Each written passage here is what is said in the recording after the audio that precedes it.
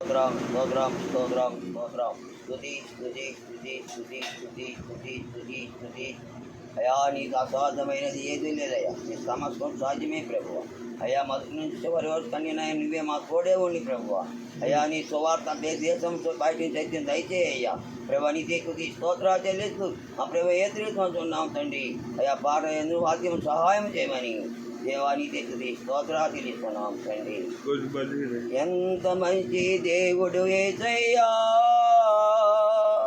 ఎంత మంచి దేవుడు యేసయ్యా, శంకలని తీరేనయ్యా నిన్ను చేరగా.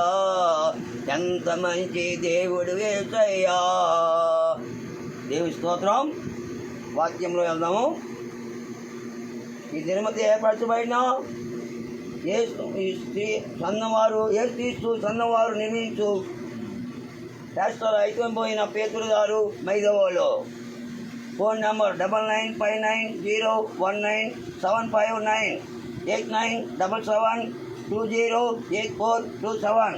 అది ఈ దినము ఏర్పరచబడిన దేవుని బలమైన వాక్యము యెషయా గ్రంథము 11వ అధ్యాయము 1 నుంచి 9 వచనాలు తెలుసుకున్నాం. యెషయా ముద్దు నుండి చిగురు పుట్టాను. యెషయా ముద్దు నుండి ఏం పుట్టింది? చిగురు పుట్టాను. చిగురు అంటే ఎండిపోయే ఎందులు కూడా జీవింపజేయవాడు సత్యమంతుడైన దేవుడు ఆయనే. ఆయన అంటే భూమి ఆకాశమును సృష్టించిన వాడు ఆయనే. వాని మీ వేరు నుండి అంతరం ఎదించును. అంతరం అంటే చిదురు పుట్టించువాడు ఆయనే. పనికిరాని వాని పాత్రను పనికొచ్చే పాత్రగా చేయవాడు ఆయనే. మూడిబాల జీవితాలను చిదురింపచేయవాడు ఆయనే. ఆత్మవాడక ఆత్మ ఫలములు ఫలింపచేయవాడు ఆయనే. యెహోవా ఆత్మ జ్ఞానం లేని వారికి జ్ఞానమిచ్చే ఆత్మ యెహోవాత్మ. తెలివి లేని వారు తెలివినిచ్చే ఆత్మ యెహోవా భయం. అతండి ఇంపైన సువాసనగా ఉండును. యెహోవా భయం అలాంటిది ఇంపైన సువాసనగా కలుగు చేసి ఉంటుంది. కోడేళ్ళు గొర్రెల మధ్య నివాసం చేయను. కోడేళ్ళు గొర్రెల మధ్య నివాసం చేస్తూ ఉంటాయంట. చెట్ల కూలి మేత పల్లెద్దో పడుకొని ఉండను. బాళ్ళు వాటి కోలును. బాళ్ళు ఏం చేస్తాడు? వాటిని అన్నిటి కోలేవాడు యేసే. కాబట్టి మనం ఏం చేయాలి? దేవుడి మాట వినాలని. అట్లాగే యెషయా గ్రంథం 30వ అధ్యాయము 12వ వచనం చూడసారి ఏమన్నాడు మాట్లాడుతున్నాడు.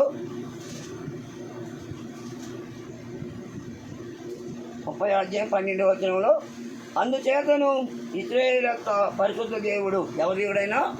ఇశ్రాయేలు యొక్క పరిశుద్ధ దేవుడు ఇలా చదువుతున్నాడు, ఇలా మాట్లాడుతున్నాడు దేవుడు. మీరు ఈ వాక్యం వద్దని కోచివేసి, ఈ వాక్యం వద్దే అని కోచివేస్తున్నారేమో. కోచివేసి బలంతారమును కృత్రిమును నమ్ముకొని అతి వాక్యం ఆధారం చేసుకుంటున్నారేమో. నా బిడ్డలారా, ఈ దోషం మీకు ఎత్తైన దూడగా ఉండును. ఈ దోషము ఎత్తైన దూడగా ఉంటుందని దేవుడు మనతో మాట్లాడుతున్నాడు. ఒక క్షణంలోని హఠాత్తుగా పడిపోతారు. ఏం చదివితే ఒక క్షణంలోని హఠాత్తుగా మరణం వస్తుంది.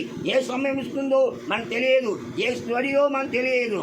ఎంతలో కనపడి అంతలోని మాయమైపోయి నీడిపడద వంటి జీవితం. కాబట్టి మనం ఎలా ఉండాలి? దేవుని ఎదుటే మనం ఉండాలి. దేవుణ్ణే మనం స్తుతిస్తూ ఉండాలి. దేవుణ్ణి ఆరాధిస్తూ ఉండాలి. ఆయనే మనం స్తుతిస్తూ ఉంటే, ఆయన మన హృదయములు ఉంటే ఎంతో ధన్యతని ఈ దేవుడి చిన్న వాక్యమును మనసులో దీవించి అభివృద్ధి పడుతుంది. ఆమేన్.